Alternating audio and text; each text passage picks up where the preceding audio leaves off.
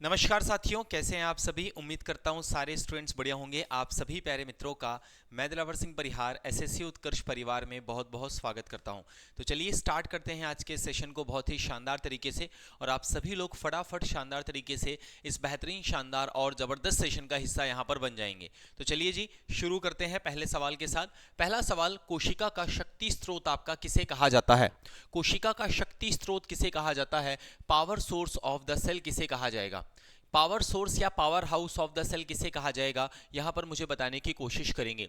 Cell wall को, mitochondria को, ribosome को, या फिर आपका न्यूक्लियस को कहा जाएगा? किसे कहा जाएगा? कोशिका का शक्ति स्रोत। मुझे यहां बताने की कोशिश करेंगे कोशिका का शक्ति स्रोत किसे कहा जाएगा, आपको यहां पर बताना है। आपका कोशिका भित्ति, माइटोकॉन्ड्रिया, राइबोसोम्स या फिर आपका न्यूक्लियस किसे कहा जाएगा आपका शक्ति स्रोत? जितने भी स्टूडेंट हैं फटाफट यहां पर आंसर्स बताने की कोशिश करेंगे। बहुत शानदार भाई। देखिए, शक्ति स्रोत की अगर हम यहां पर बात करते हैं, कोशिका के शक्ति स्रोत की अगर बात करते हैं, पावर हाउस की अगर हम यहां पर बात करते हैं, तो दैट इज माइटोकॉन्ड्रिया। ये क्या हो जाएगा आपका? माइटोकॉन्ड्रिया हो जाएगा। माइटोकॉन्ड्रिया के बारे में चीजें यहां पर देख लेते हैं। माइटोकॉन्ड्रिया को सबसे पहले देखा या ऑब्जर्व जो किया, ये किसने किया? आपके कॉलिकर ने।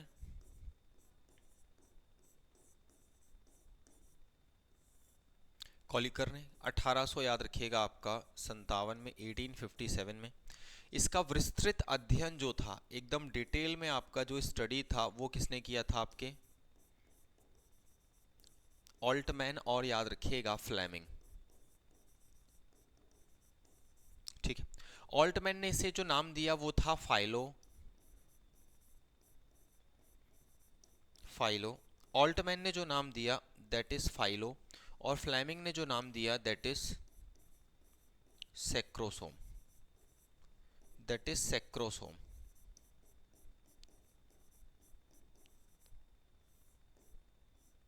ठीक है, सेक्रोसोम। इसके अलावा इसे बायोप्लास्ट भी नाम दिया गया।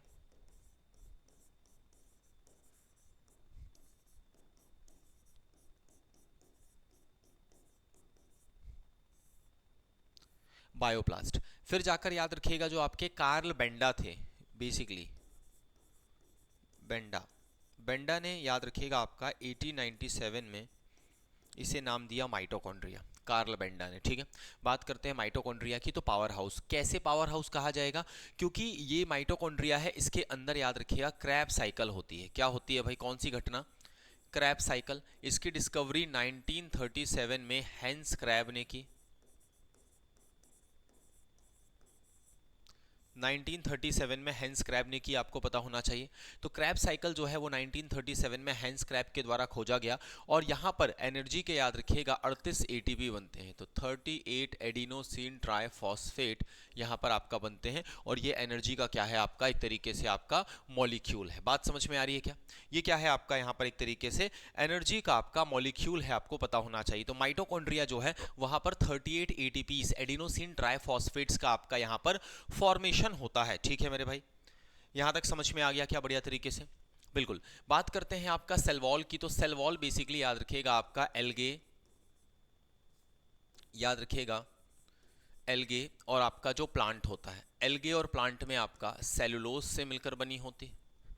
फंजाई की बात करते हैं तो फंजाई में आपका काइटिन से मिलकर बनी हुई होती है, और बैक्टीरिया वगैरह वगैरह में पेप्टाइडोग्लाइकॉन या म्यूरामिक एसिड से मिलकर बनी होती है। राइबोसोम को आपका प्रोटीन की फैक्ट्री, एंड न्यूक्लियस को मैनेजर ऑफ सेल कहा जाता है। न्यूक्लियस की डिस्कवरी 1831 में आपके किसने की थी? रॉबर्ट, याद रखिएगा, ब्राउन ने की थी। ठीक है, ऑर्किड पौधों की जड़ों के अंदर। ठीक है, move to the next question. Plasma झिल्ली बनी होती है। Plasma membrane is made up of. देखिए, दुनिया की कोई भी सेल हो, उसमें सेल वॉल पाई जाए या ना पाई जाए, प्लाज्मा मेम्ब्रेन जरूर पाई जाएगी, क्योंकि प्लाज्मा मेम्ब्रेन ही वह झिल्ली है जो बेसिकली, याद रखिएगा आप सभी लोग, कोशिका को चारों ओर से आपका घेरी हुई होती है, और इसके अंदर ही यहाँ पर आपको पता होना चाहिए न्यूक्लियस होता है, इसके अंदर ही एंडोप्लाज्मिक रेटिकुलम, इसके अंदर ही साइटोप्लाज्म, सब कुछ इसके अंदर ही आपका पाया जाता है। और चारों तरफ से जो मेम्ब्रेन इसे कवर करी हुई आपकी पाई जाती है that is cell membrane. That is cell membrane, कोशिका की आपकी झिल्ली। और ये जो कोशिका की झिल्ली है, प्रोटीन से, लिपिड से, कार्बोहाइड्रेट से, या ए और बी दोनों। देखिए, बात है 1972 की, कंसेप्ट समझिए आपका, बात कब की है? 1972 की एक मॉडल आया था, याद रखिएगा, फ्लूइड मोज़ेक मॉडल। और ये मॉडल आया था आपका 1972 में, दिया था सिंगर एंड निकोलसन, सिंगर और निकोलसन ने। और इस मॉडल के तहत बताया गया था कि जो आपका झिल्ली है वो आपका ए और बी दोनों पदार्थों से मिलकर बनी है, मतलब लिपिड और प्रोटीन दोनों से, जिसे कहते हैं लिपोप्रोटीन।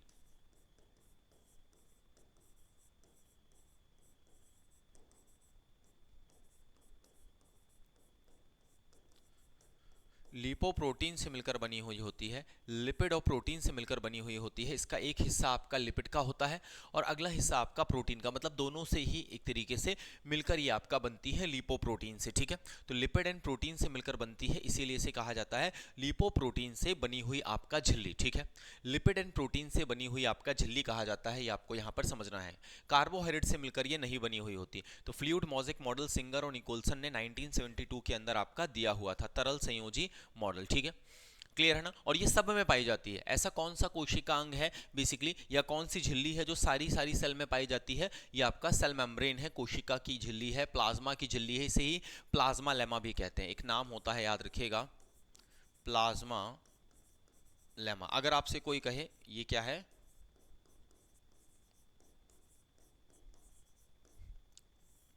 प्लाज्मा लेमा, ठीक है, प्लाज्मा लेमा। अगले सवाल पर चलते हैं।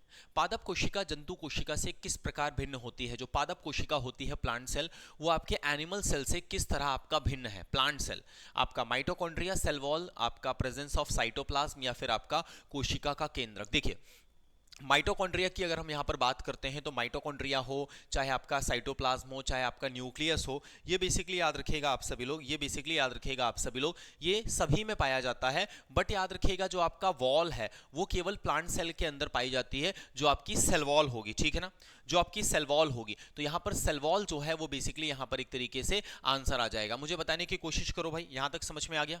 जो सेल वॉल है बेसिकली वो आपका आंसर हो जाएगा, क्योंकि माइटोकॉन्ड्रिया, साइटोप्लाज्म एंड न्यूक्लियस ये तो सब में पाया जाएगा, बट जो सेल वॉल होगा वो केवल प्लांट सेल में पाई जाएगी। तो मेनली आपका सेल वॉल है। देखिए, प्लांट सेल की अगर हम यहाँ पर बात करते हैं, प्लांट सेल की अगर हम यहाँ पर बात करते हैं, प्लांट सेल की यहाँ पर एक तरीके से अगर हम बात करते हैं,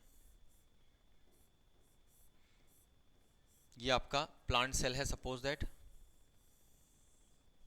और ये आपका एनिमल सेल है।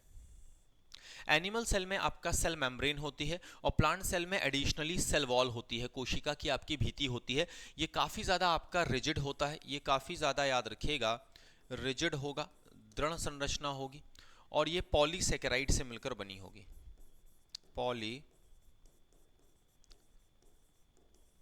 पॉलीसेकेराइड से मिलकर बनी हुई होगी, जैसे प्लांट एंड, जैसे देखिए यहाँ पर बताया ना मैंने आपको, यहाँ पर देखिए एल्गे, शैवाल और पौधों में सेलुलोज की, फंजाई में काइटिन की, और जीवाणु में पेप्टाइडोग्लाइकॉन या म्यूरामिक एसिड की। तो ये सेल वॉल हो जाएगा।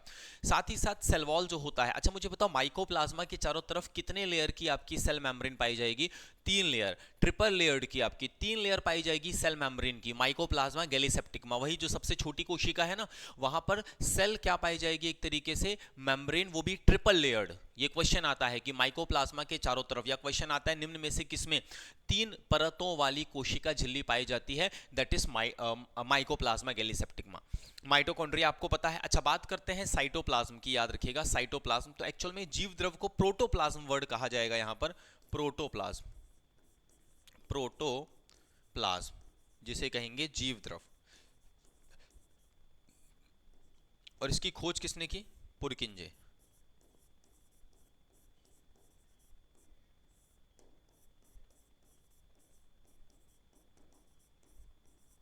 पुरकिंजे ने। तो आपका जीव द्रव की डिस्कवरी आपके पुरकिंजे ने की थी आपका 1839 में। और एक साइंटिस्ट आपके थे हक्सले, एक साइंटिस्ट थे आपके हक्सले, उन्होंने जीवन का भौतिक आधार बताया था जीव द्रव को, ठीक है। चलिए अगला सवाल, जंतु कोशिका में निम्नलिखित में से क्या अनुपस्थित होता है? Which of the following is absent in animal cell? Animal cell में क्या एब्सेंट होगा बताओ? आपका सेलुलोज की कोशिका भीति, केंद्रक, माइटोकॉन्ड्रिया, इनमें से कोई नहीं। तो सेलुलोज की आपकी कोशिका भीति, क्योंकि हमारे शरीर में जो आपका एनिमल सेल है उसमें किसी तरह की कोई आपकी कोशिका भीति नहीं पाई जाती, किसी प्रकार की कोई, याद रखिएगा, सेल वॉल नहीं पाई जाती है। कहां पर नहीं पाई जाती है मेरे भाई? ये नहीं पाई जाती है आपके बेसिकली आपके जंतु कोशिका में। तो जंतु कोशिका के अंदर आपका जो एब्सेंट होगा सेलुलोज की कोशिका भी थी। सेलुलोज क्या है? सेलुलोज एक प्रकार का पॉलीसेकेराइड है, कार्बोहाइड्रेट का एक प्रकार है, याद रखिएगा। और पॉलीसेकेराइड है, पॉलीसेकेराइड मतलब शर्करा की 10 से अधिक इकाइयों से मिलकर बना है और प्राकृतिक रूप से पाया जाने वाला, सर्वाधिक मात्रा में पाया जाने वाला पॉलीसेकेराइड है। लिख लो,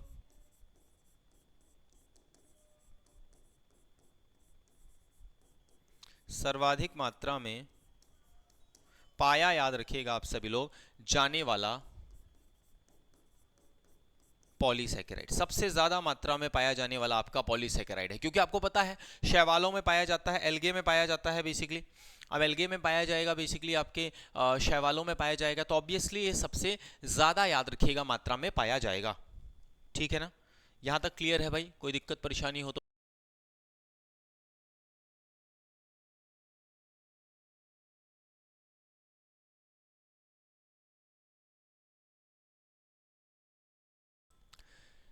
चलिए भाई, ठीक है। तो अगर क्वेश्चन आए कि सबसे ज्यादा क्वांटिटी में पाया जाने वाला पॉलीसेकेराइड, दैट इज सेलुलोज। क्योंकि आपको पता है एल्गे में भी है, प्लांट में भी है। एल्गे समुद्र में कितने सारे हैं? 3 प्रकार के हैं। आपका नील हरित शैवाल, ब्लू ग्रीन एल्गे, साथ ही साथ आपका रेड एल्गे जिसे कहते हैं लाल शैवाल, इसके साथ ही साथ याद रखिएगा आपका भूरा शैवाल, ब्राउन एल्गे। तो बेसिकली क्लोरोफाइसी, आपका फियोफाइसी और आपका रोडोफाइसी, इस प्रकार पौधों की कई प्रजातियां हैं। तो सबके अंदर ये देखने को मिल जाएगा, है ना?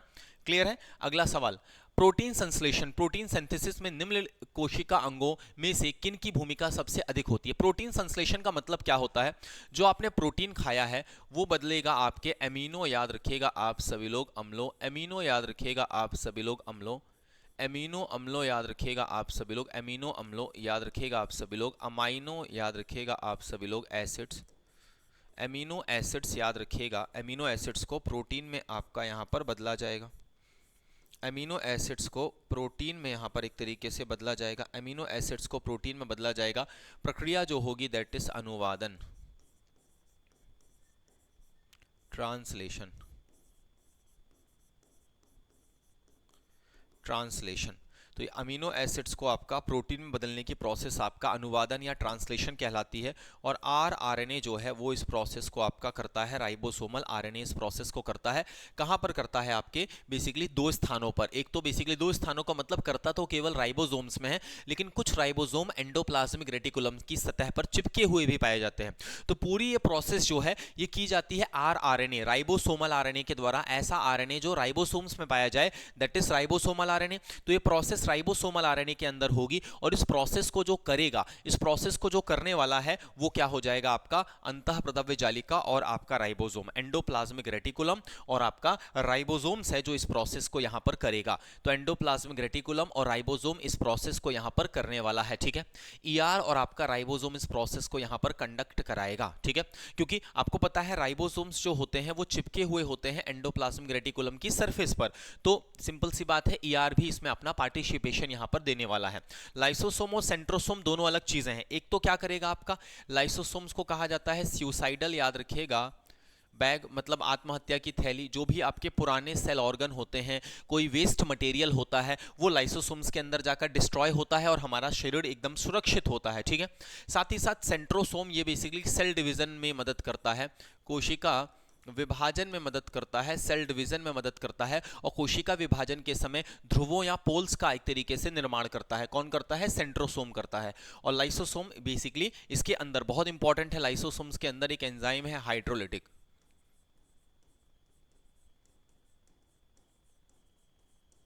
हाइड्रोलिटिक एंजाइम, जल अपघटनी, जल अपघटनी, जल अपघटनी एक तरीके से आपका एंजाइम है हाइड्रोलिटिक। तो ये जल अपघटनी एंजाइम है, हाइड्रोलिटिक एंजाइम है, आपको पता होना चाहिए, जो कि यहाँ पर आपका पाया जाएगा। और सेंट्रोसोम तो आपका सेल डिवीजन में मदद करेगा, ठीक है। चलिए move to the next question. प्रक्रमित कोशिका मृत्यु के कोशिक और आणविक नियंत्रण को कहा जाता है, the cellular and molecular control of the programmed cell death is called apoptosis, काल प्रभावन, अपहासन या ऊतक क्षय। बताइए भाई, प्रक्रमित कोशिका मृत्यु के कोशिकीय और आणविक नियंत्रण को एपोप्टोसिस कहा जाएगा। क्या कहा जाएगा? एपोप्टोसिस कहा जाएगा। तो यहां पर आंसर जो होगा दैट इज एपोप्टोसिस। तो आपका ऑप्शन नंबर क्या हो जाएगा? ए, एपोप्टोसिस यहां पर एक तरीके से राइट आंसर हो जाएगा। एपोप्टोसिस यहां पर क्या हो जाएगा, राइट आंसर आपका हो जाएगा। तो right answer will be apoptosis. ठीक है, ये आपको यहां पर समझना है। तो चलिए भाई अगला सवाल, हमारे तंत्र में अधिकतम एटीपी अणुओं को उत्पन्न करने वाला पद है। अधिकतम एटीपी अणुओं को आपका उत्पन्न करने वाला आपका पद कौन सा है, सबसे ज्यादा जो एटीपीज प्रोड्यूस होते हैं। देखिए सेलुलर रेस्पिरेशन की अगर हम बात करते हैं, सेलुलर याद रखिएगा आपका रेस्पिरेशन, सेलुलर रेस्पिरेशन की अगर हम बात करते हैं तो सेलुलर रेस्पिरेशन दो स्टेप्स में होता है आपका, दो स्टेप में। एक आपका ग्लाइकोलिसिस,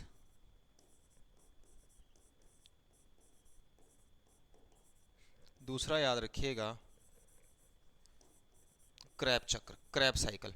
तो एक आपका ग्लाइकोलिसिस हो जाएगा, दूसरा आपका क्रैब चक्र हो जाएगा, क्रैब साइकिल हो जाएगा। ग्लाइकोलिसिस की बात करते हैं तो ये कोशिका द्रव में होगा, साइटोप्लाज्म, कोशिका द्रव, और Krebs cycle mitochondria.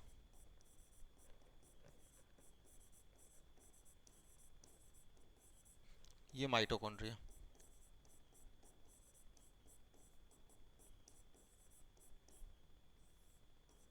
Mitochondria, cytoplasm में बनेंगे एक तरीके से आपका 4 एटीपी बनेंगे, 4 एटीपी, और 2 खर्च हो जाएंगे, मुनाफा होगा 2 एटीपी का। यहां पर बनेंगे 36 एटीपी। तो कुल कितने बन जाएंगे बेसिकली याद रखिएगा एट लास्ट में 38, लेकिन सबसे ज्यादा 36 एटीपी कहां बने, माइटोकॉन्ड्रिया में, क्रैब चक्र में। तो ये क्रैब चक्र में बने सबसे ज्यादा 36। तो पुराने वाले जो बेसिकली देखिए शुरू में बने थे 4, 2 खर्च हो गए, 2 बचे, यहाँ 36, तो 36 और 2 कितने हो गए 38। तो पूरी इस प्रक्रिया में, पूरे सेलुलर रेस्पिरेशन में टोटल जो लास्ट में बचेंगे 38 एटीपी, लेकिन कुल प्रोसेस में बने कितने थे, 40 बने थे, लेकिन 2 तो खर्च हो गए। तो मुनाफा कितने का हुआ, ग्लाइकोलिसिस से 2 एटीपी का, एंड आपके क्रैब साइकिल से 36। तो आपका एट लास्ट में 38 एटीपी, और सबसे ज्यादा 36 बने थे क्रैब साइकिल से। क्रैब साइकिल को 2 और नाम से जानते हैं, इसे सिट्रिक एसिड साइकिल,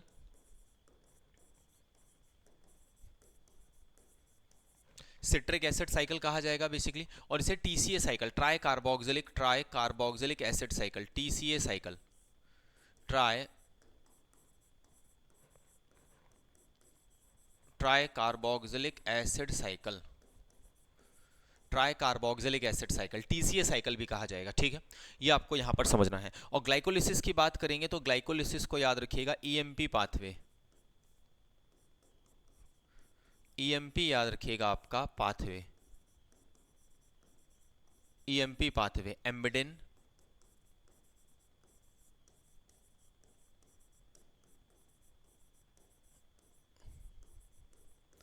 मेयरहाफ और पार्नस,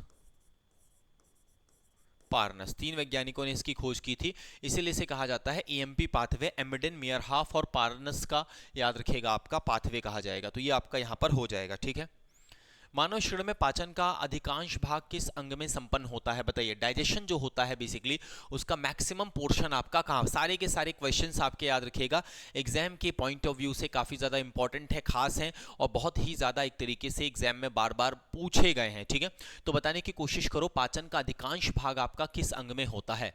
पाचन का अधिकांश भाग आपका जो मैक्सिमम एक तरीके से पोर्शन है वो आपका याद रखिएगा ब्रोंकियोज में, बड़ी आंत में, छोटी आंत में या आमाशय में। ठीक है, ठीक है, ये होगा आपका स्मॉल इंटेस्टाइन में, याद रखिएगा छोटी आंत में, स्मॉल इंटेस्टाइन में होगा, क्योंकि स्मॉल इंटेस्टाइन में आपको पता होना चाहिए इरिप्सिन, इरिप्सिन, माल्टेज, लैक्टेज, सुक्रेज, लाइपेज, ये एंजाइम पाए जा रहे हैं। तो इरिप्सिन बेसिकली याद रखिएगा आपका प्रोटीन का डाइजेशन करेगा, इरिप्सिन प्रोटीन का, लाइपेज फैट का डाइजेशन करेगा, और माल्टेज, लैक्टेज, सुक्रेज कार्बोहाइड्रेट का, कार्बोहाइड्रेट का। तो ये आपको यहां पर समझना है। तो स्मॉल इंटेस्टाइन यहां पर एक तरीके से आंसर आ जाएगा, आपको पता होना चाहिए। स्मॉल इंटेस्टाइन इरिप्सिन और lipase fat, erepsin protein, lipase fat, और बीच के सारे माल्टेज, लैक्टेज, सुक्रेज, ये कार्बोहाइड्रेट। तो देखो सभी प्रकार के पदार्थों का वो भी अच्छे तरीके से डाइजेशन जो हो रहा है एट लास्ट वो छोटी आंत में हो रहा है, और छोटी आंत में ही एक पाया जाता है आपका एक पार्ट इलियम, एक पार्ट पाया जाएगा आपका इलियम, और इसी इलियम में याद रखिएगा आपका क्या पाया जाएगा, इसी इलियम में क्या पाया जाएगा, विलाय, रसांकुर।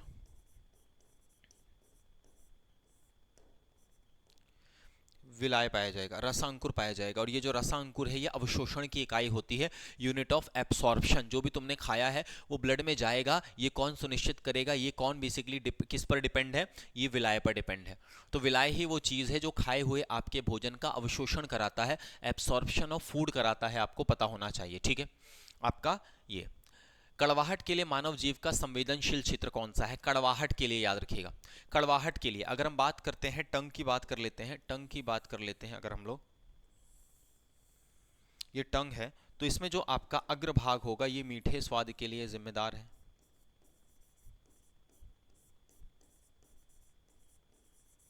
स्वीट टेस्ट के लिए।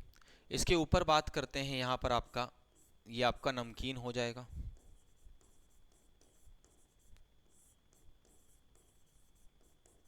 सॉल्टी। और ऊपर जाओगे तो ये क्या हो जाएगा आपका, खट्टा।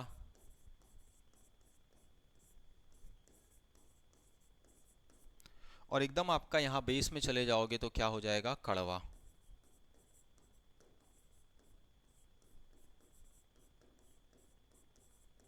बेटर, कड़वा हो जाएगा। तो इस तरह से आपने यहां पर समझा कि आपका मीठा, नमकीन, खट्टा और कड़वा ये हो जाएगा। और साथ ही साथ अगर बात करते हैं, साथ ही साथ अगर हम यहाँ पर बात करते हैं, बीच वाला ये जो है यहाँ पर कोई टेस्ट बर्ड नहीं पाई जाएगी। इसके लेफ्ट और राइट साइड में, इसके लेफ्ट और राइट साइड में, इसके इधर, इसके बेसिकली याद रखिएगा आप सभी लोग, लेफ्ट साइड में और राइट साइड में यहाँ पर पाई जाएगी उमामी,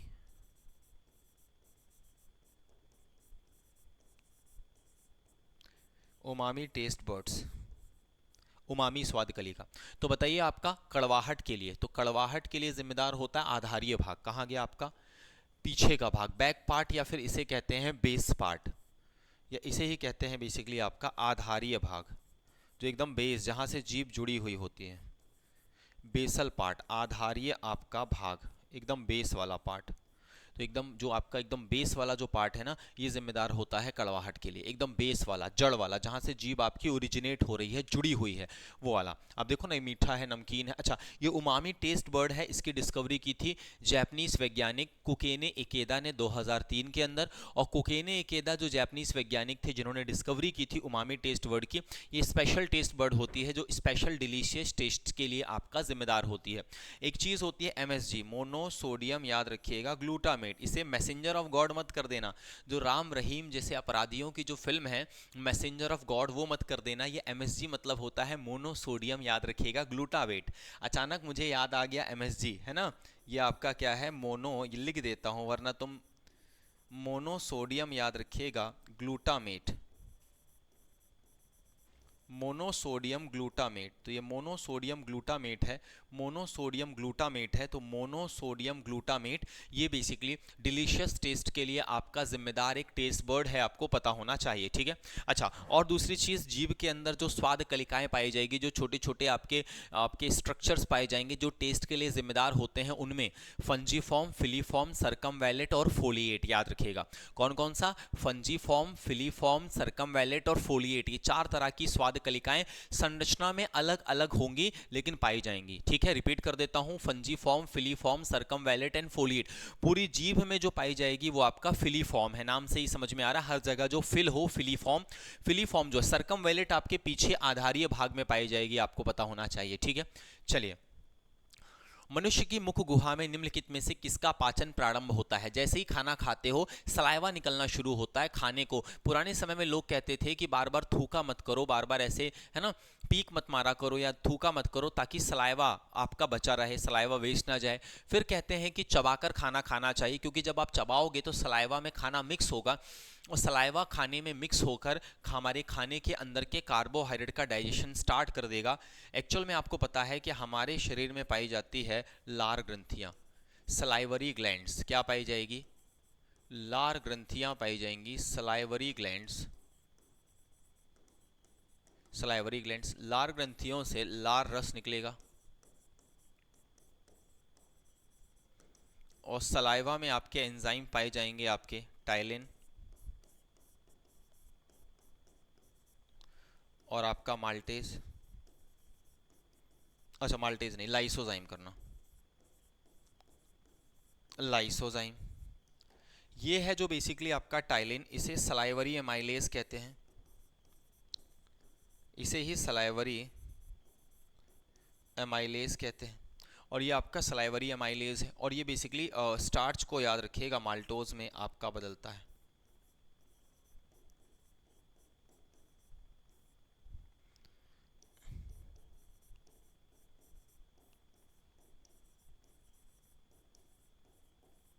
याद रखिएगा, तो स्टार्च को आपका माल्टोज में बदलता है। ये आपका कार्बोहाइड्रेट का डाइजेशन यहाँ से आपका होता है, कार्बोहाइड्रेट का डाइजेशन यहाँ से होता है। प्रोटीन फैट इनका डाइजेशन नहीं होता आपके माउथ में, ठीक है। डाइजेशन होता है किस चीज़ का, आपके एक तरीके से कार्बोहाइड्रेट का। तो कार्बोहाइड्रेट में भी बेसिकली याद रखिएगा जो स्टार्च है, तो स्टार्च मेनली आप आलू चावल खाते हैं तो उसी स्टार्च का डाइजेशन यहाँ पर आपका स्टार्ट हो जाता है। लार ग्रंथियाँ कितने प्रकार की होती हैं, 3 जोड़ी होती हैं, 3 पेयर्स में होती है, पैरोटिड, सब मैंडिबुलर एंड सब मैक्सिलरी, ठीक है, ठीक है। और सबसे बड़ा आकार जिस लार ग्रंथि का होता है वो पैरोटिड होती है, कान के नीचे। तो पैरोटिड जो होता है साइज में बहुत बड़ी होती है, ध्यान दीजिएगा। तो आकार में सबसे बड़ी जो होती है वो आपकी पैरोटिड होती है, ठीक है। कोई दिक्कत परेशानी तो नहीं।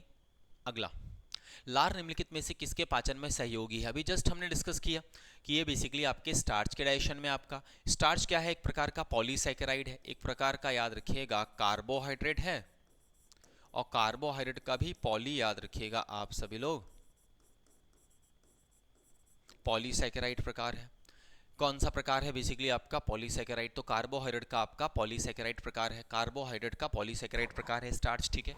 और स्टार्च की बात करते हैं तो बेसिकली इसमें शर्करा की 10 से अधिक इकाइयां आपस में जुड़ी हुई होती है, और पादपों में संचित भोजन भी स्टार्च होता है।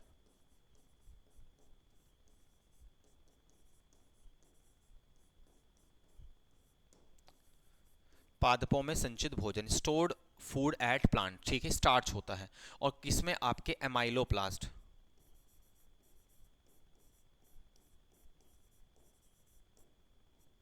एमाइलोप्लास्ट में, कहां पर, आपके एमाइलोप्लास्ट के अंदर, ठीक है। अगला, अस्थि एवं दंत निर्माण हेतु निम्नलिखित में से किसकी आवश्यकता होती है। Which of the following are required for bone and tooth formation. Bone and tooth, हड्डियों और बेसिकली दांतों के निर्माण के लिए। अच्छा, दांतों का जो इनेमल होता है वो 90% इनऑर्गेनिक सब्सटेंस से मिलकर बना होता है, अकार्बनिक पदार्थों से मिलकर बना होता है।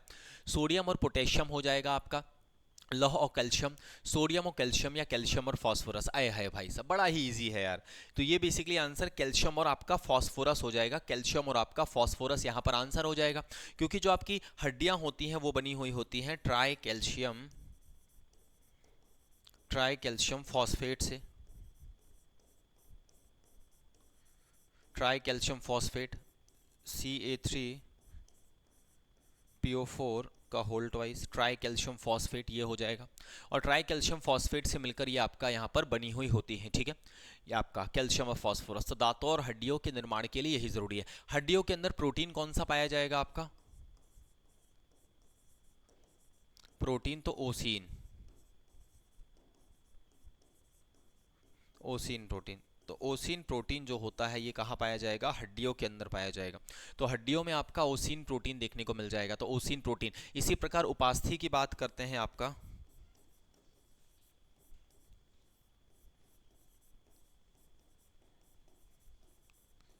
कार्टिलेज की बात करते हैं तो उपास्थि में आपका कॉन्ड्रेन,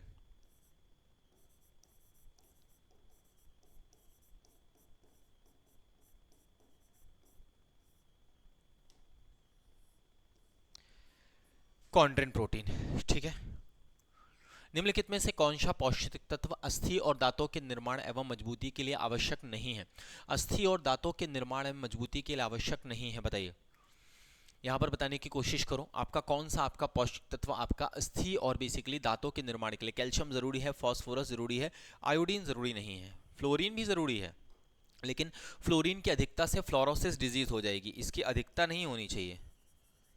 अधिकता अगर हो जाएगी तो डिजीज हो जाएगी आपका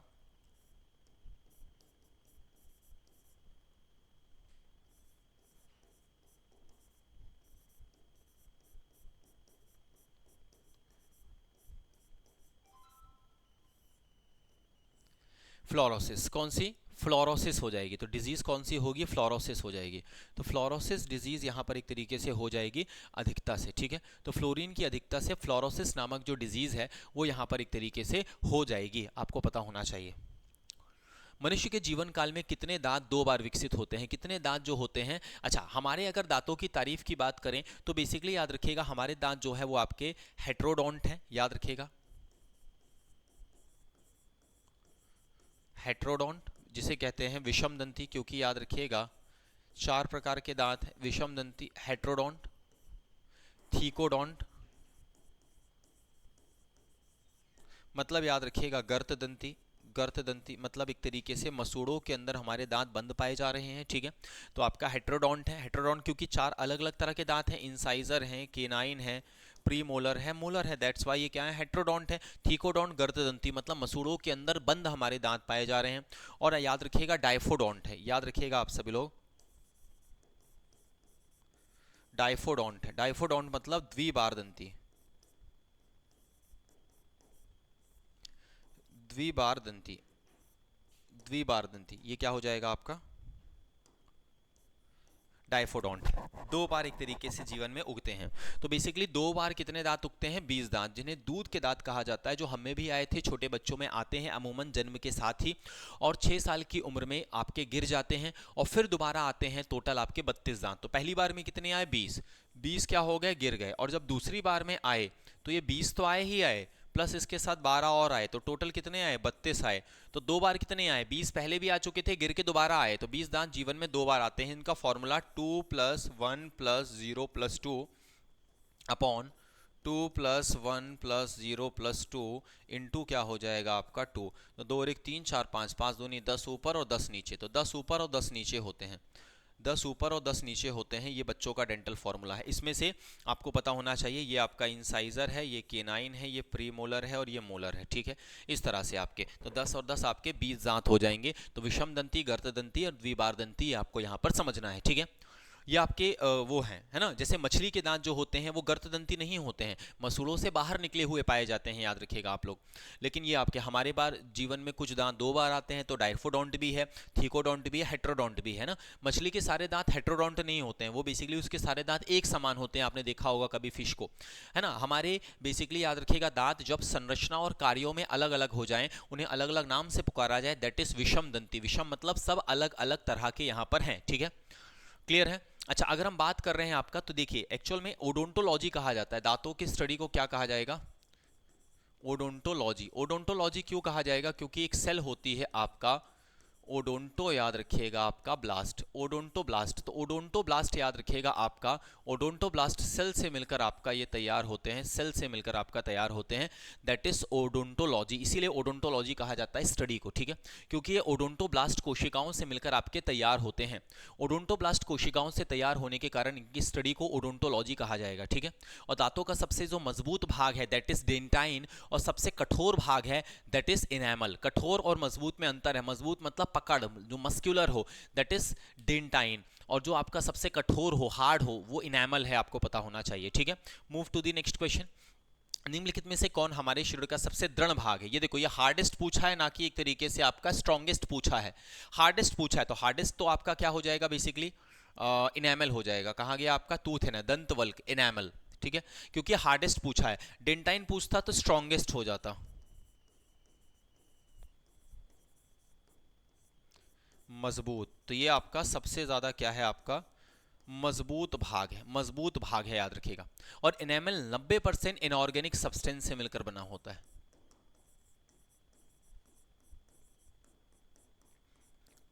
90% अकार्बनिक पदार्थों से ही मिलकर बना होता है, 90% आपका इनऑर्गेनिक सब्सटेंस से मिलकर बना होता है आपका जो इनेमल होता है, ठीक है। इनेमल होता है 90% आपके अकार्बनिक पदार्थों से मिलकर बना होता है, 90% याद रखिएगा आपके इनऑर्गेनिक सब्सटेंस से मिलकर बना होता है, ये आपको यहां पर समझना है, ठीक है। कोई दिक्कत परेशानी कोई समस्या तो नहीं यहां तक ना? एकदम मजा आ गया समझ के बढ़िया तरीके से। अगला सवाल देख लेते हैं फटाफट फटाफट।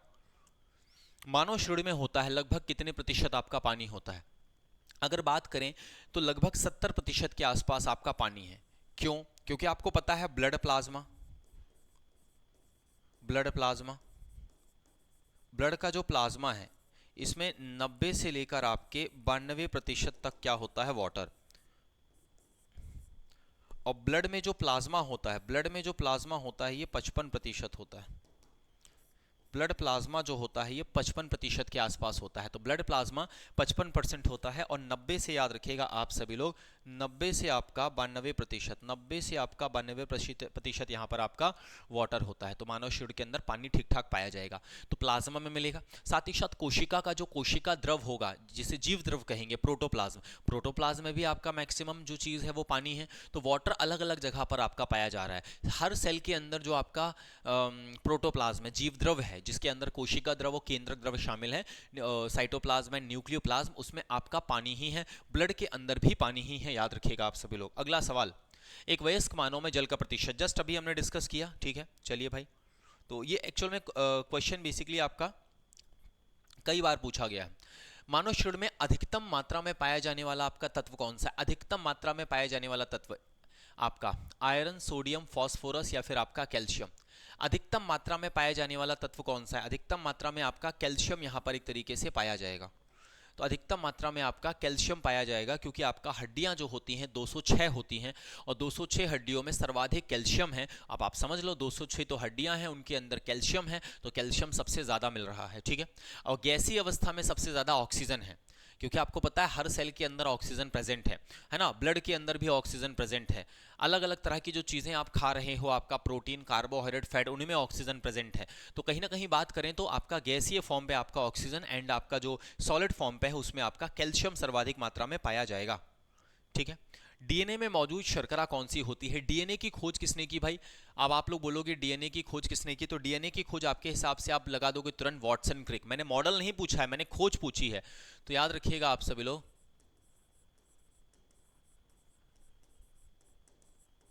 फ्रेडरिक मिशर ने याद रखिएगा 1857 में इसकी खोज की। फ्रेडरिक मिशर ने 1857 में इसकी खोज की आपके डीएनए की। और इसका जो मॉडल दिया था वो किसने दिया था? इसका जो मॉडल दिया था वो दिया था वाटसन और क्रिक ने। कब दिया था? 1953 में। और कैसा मॉडल था? डबल हेलिक्स, द्विकुंडलित। और ये डबल हेलिक्स किसके बने हुए होते? शुगर और फॉस्फेट के।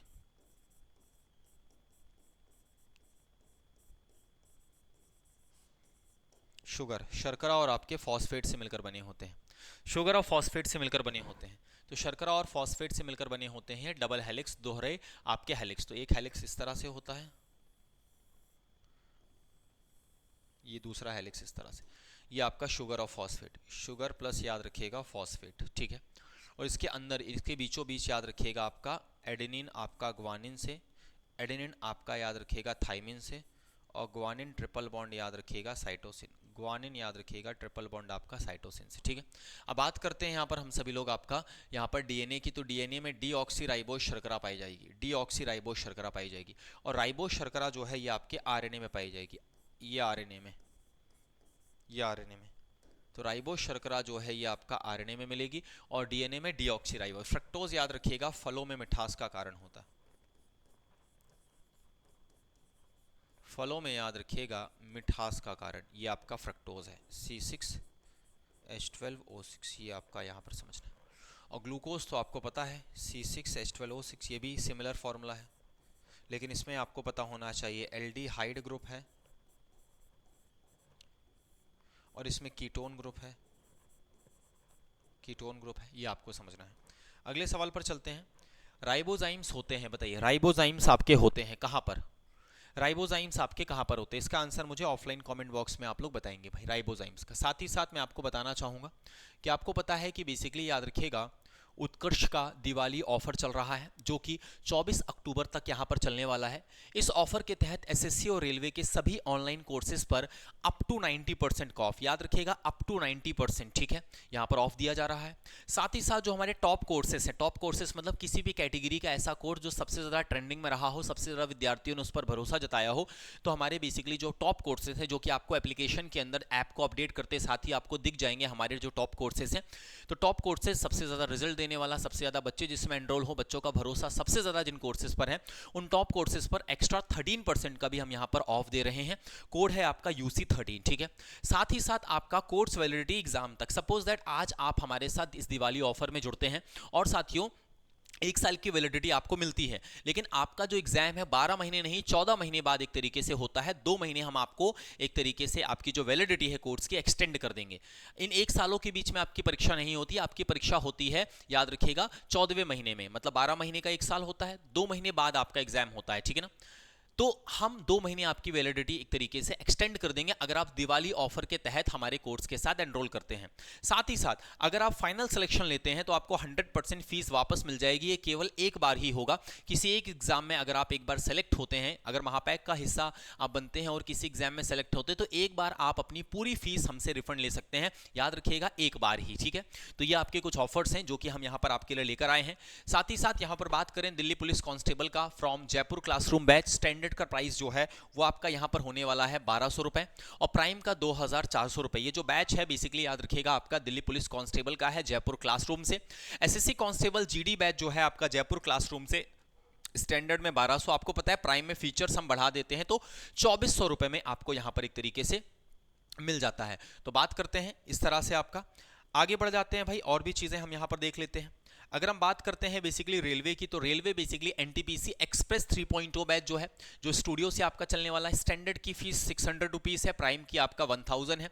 साथ ही साथ आपका जो लोको पायलट है बेसिकली उनकी जो फीस है स्टैंडर्ड की 850 और प्राइम की 1300। जहां पर आप लोगों को live plus recorded classes, class के PDF, डाउट सेशंस, बहुत सारी चीज़ें, और प्राइम के अंदर आप लोगों को बेसिकली याद रखिएगा जो आपका क्विजेस वगैरह हैं, जो आपका MCQ बैच है वो भी यहाँ पर फ्री मिल जाता है। तो ये हमारे क्या है बेसिकली याद रखिएगा आपके कुछ बैचेस हैं।